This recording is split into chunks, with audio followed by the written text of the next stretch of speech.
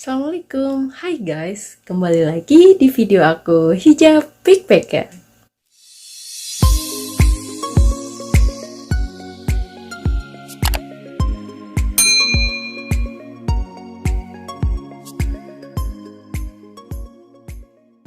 Nah, dalam video kali ini aku mau share ke kalian semua, jadi pengalaman aku tentang pengiriman barang dari Korea ke Indonesia. Nah, sebelumnya aku mau cerita ke kalian. Jadi, aku dulu pernah kirim barang, beli tas branded tapi yang second. Karena masih lumayan bagus dan harganya pun murah. Jadi, waktu itu aku beli 3 buah tas branded yang second. Ceritanya aku mau kirim ke ibu aku. Itu kejadiannya setahun yang lalu sih. Jadi, jadi bukan cuma tas aja sih. Aku isi coklat sama sepatu anak kecil. Jadi tasnya 3 biji, terus coklat sama sepatu. Aku kirimin dan itu tuh per kilonya itu lumayan guys, bisa sekisaran 20 ribuan. Jadi untuk pengiriman barang kalau lewat pos kan pasti dihitungnya per kilo ya. Nah, singkat cerita, barang udah sampailah ke Indonesia itu dalam hitungan udah 7 hari. Kemudian ibu saya tuh ngabarin kalau dia itu dapat telepon katanya dari orang, dia mengatasnamakannya si orang bea cukai. Dia mengatakan sama ibu saya kalau barang yang dari Korea itu sudah datang ibu, saya akan membantu ibu. Dia bilang begitu, mau bantu ibu saya. Tapi dia mengatakan karena barang yang dikirim dari Korea itu harganya lebih dari $10, maka ibu kena bea cukai gitu, dan ibu harus membayar 1.800.000. Bayangin guys, itu aku beli tasnya aja itu satunya itu kalau nggak salah itu 20.000. Ada yang 15, ada yang 10 kalau nggak salah. Tapi kan namanya barang yang udah second kan, jadi kayak nggak ada list atau bukti pembayaran kan, kayak kita beli misalnya baru. Ya udah, pas di situ aku bilang, ya udah aku minta nomor telepon si petugasnya itu. Pas aku telepon, aku bilang katanya, "Bapak petugas bea cukai?" Dia bilang, "Saya bukan petugas bea cukai, tapi saya adalah orang yang biasanya membantu orang-orang yang bermasalah dalam pengiriman barang gitu. Barang yang terkena bea cukai, banyak orang minta bantuan saya untuk membantu." Terus saya bilang dong, "Terus kenapa Bapak waktu itu telepon ke ibu saya?" Katanya Bapak minta uang sekitar 1.800.000 katanya untuk penebusan barang, karena barang yang dari kiriman dari Korea itu terkena bea cukai. Dia nggak mengaku guys, katanya, "Enggak, saya nggak pernah minta uang ke ibu Anda." Saya bilang dong, "Saya dapat nomor telepon ini karena Bapak duluan yang menelpon ibu saya." Aku bilang gitu kan. Terus dia nggak ini ya, "Kalau mbaknya mau dibantu sama saya silakan, dan mbaknya tuh jangan ini ya, istilahnya kalau menjelek-jelekan nama saya," katanya gitu. Saya bilang saya tidak menjelekkan karena itu fakta, ibu saya bilang seperti itu, dan saya pun tahu nomor Bapak kan karena Bapak nelpon duluan dari ibu saya.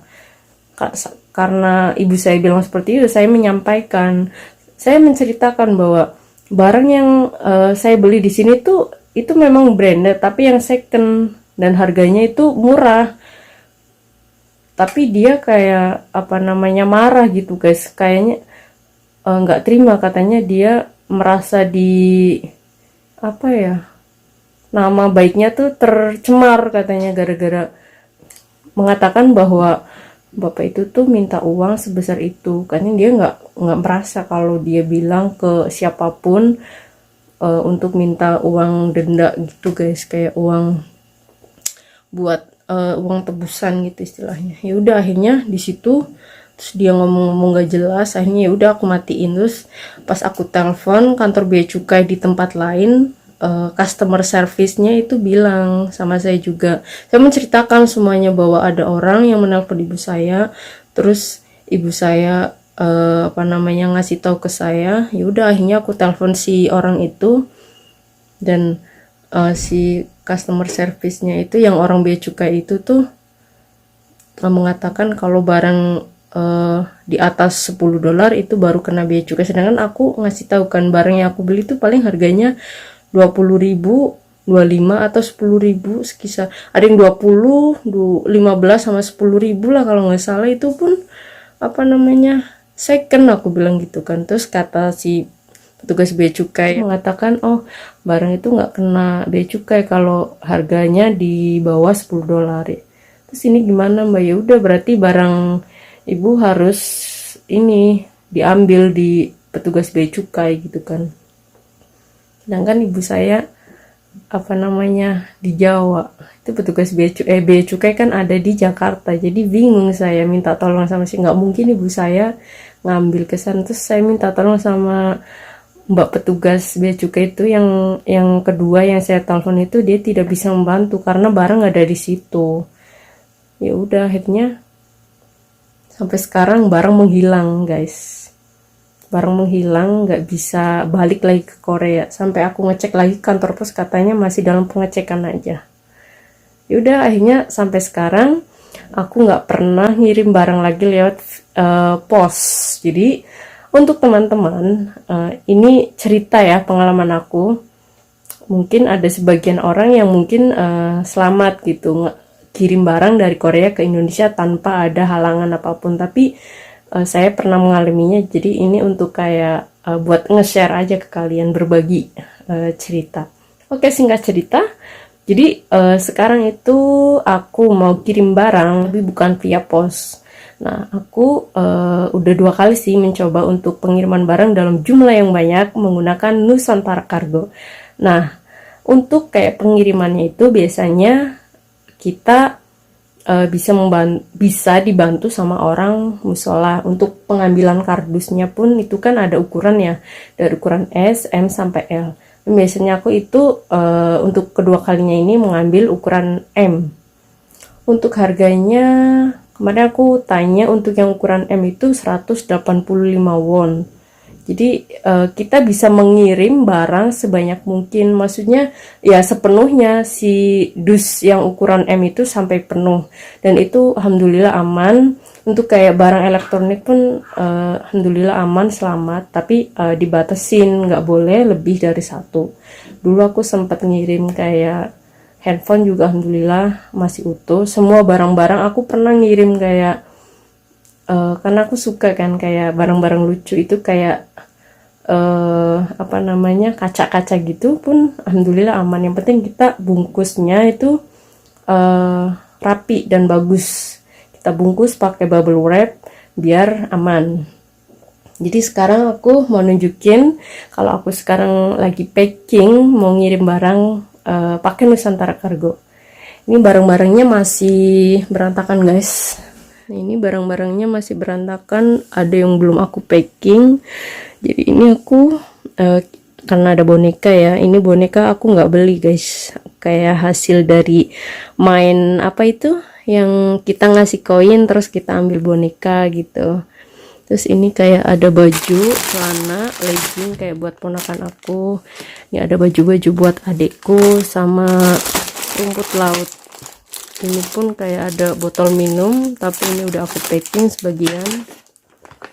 Sama ini nih, jadi mama aku tuh karena aku sering ini kan makan ini, apa sih namanya ya kalau nggak salah, buah kam ya ini, tapi yang udah agak kering, jadi insya Allah aman.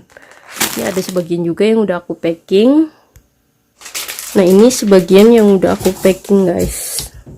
Jadi ya gitulah, banyak banget. Ada coklat-coklat, ada macem-macem pokoknya. Ini ada rumput laut juga. Banyak pokoknya. Jadi kalau yang Nusantara Cargo ini kan kita bisa ngisi sampai penuh ya, sepuasnya lah. aku kalau udah siap, aku minta bantuan sama orang musola, sama Mas Igna sebagai ketua musola. Nanti barang bisa dikirim. Kalau aku ngirim langsung ke sana kan nggak bisa guys, karena ini besar sekali, jadi aku harus minta tolong. Oh ya guys, untuk kayak pengiriman, sebelum kita mengirim barang itu kan barang apa saja yang kita mau dikirim itu harus dicatat dalam packing list. Nanti di situ kayak ada kertas, nanti ditulis nih, aku tunjukin kertasnya kayak buat nulis-nulis barang apa aja. Nah, ini packing listnya tuh kayak gini guys. Jadi di sini untuk nama pengirimnya ditulis, alamat Koreanya sama nomor handphone kita. Terus nama penerimanya aku biasanya tulis di sini nama ibu bapak aku, sama alamat Indonesianya, sama nomor HP yang aktif yang bisa dihubungin.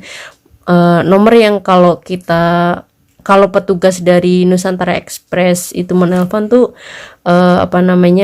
bisa langsung ini guys, langsung respon. Soalnya kalau misalnya nggak respon bahaya, takutnya barang dibawa lagi kan. Nah, karena kan biasanya untuk pengiriman Nusantara Kargo karena pakai akomodasi laut, jadi pengiriman biasanya sampai 1 bulan. Terus di sini untuk box type-nya kalau kita pakai yang ini tinggal dicentang aja. Nah, di sini baru nih kita nulis barang, nama barangnya apa saja, semuanya harus ditulis. Jangan sampai nggak ada yang ditulis guys, terutama ini yang penting kayak barang elektronik. Misalnya handphone, kita harus nulis handphone, tapi di sini dibatasin untuk handphone maksimal 1. Kita tulis nih semuanya di sini. Ya udah deh, paling itu aja. Nah, ini biasanya untuk kayak barang yang tidak tertulis di packing, hilang dan rusak, tidak ada gantinya. Nah, makanya kita harus benar-benar tulis semua barang yang sekiranya kita bawa nih, kita mau kirim. Ini seluruh kota Jawa gratis guys. Selain kota di luar Jawa itu kita tulis, misalnya kayak daerah Lampung atau Kalimantan, nama kotanya apa, terus ada biaya tambahannya gitu. Oke deh, jadi itu aja untuk video kali ini. Jadi aku mau berbagi pengalaman untuk teman-teman, mau nge-share, berbagi cerita tentang gimana sih untuk pengiriman barang ke Indonesia dalam jumlah yang banyak, tapi kita nggak pakai kantor pos. Jadi kan kalau pakai kantor pos kan itu pengirimannya dihitungnya per kilonya. Ini menurut aku sih lumayan hemat. Untuk pengiriman memang sampai ke tujuan agak lama, 1 bulan, tapi insya Allah barangnya sampai dengan selamat. Salam dari Hijab Backpacker untuk kalian semua. Bye bye.